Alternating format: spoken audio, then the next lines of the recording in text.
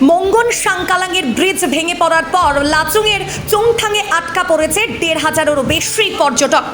৪ই October ২০২৩ সিকিমের লোনাক হ্রদের জলে বাঙ্গানের সাংকালং ব্রিজটি সম্পূর্ণভাবে ভেসে যায়।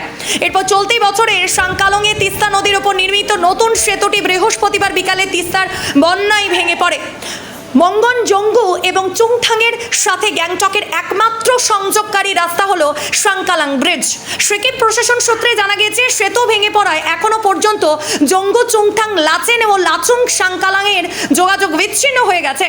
ফলস্বরূপ চুংথাং এবং লাচুংয়ের ১৫০০-এরও বেশি পর্যটক আটকা পড়েছেন। দুর্ঘটনা এড়াতে আটকা পড়া পর্যটকদের সেখানে থাকতে বলা হয়েছে। পর্যটকরা যাতে কোনো অসুবিধার সম্মুখীন না হয় তা নিশ্চিত করতে স্থানীয় সূত্রের মাধ্যমে বিভিন্ন জায়গায় তথ্য পাঠানো হয়েছে এবং সিকিম সরকারও সজাগ দৃষ্টি রাখছে। সিকিম প্রশাসনের সূত্র জানিয়েছে যে প্রশাসন এই অঞ্চলে সংযোগ পুনরুদ্ধার করতে দিনরাত কাজ করছে। তবে অবিরাম বৃষ্টি এবং নতুন ভূমিধসের কারণে রাস্তা মেরামত ব্যাহত হয়েছে। সিকিমের উত্তরাঞ্চলে জেলাগুলোতে মোবাইল নেটওয়ার্ক বন্ধ হয়ে গেছে, যার ফলে যোগাযোগের সমস্যা হচ্ছে। প্রবল বৃষ্টিতে উত্তর সিকিমে এখনো পর্যন্ত 6 জনের মৃত্যুর খবর পাওয়া গেছে।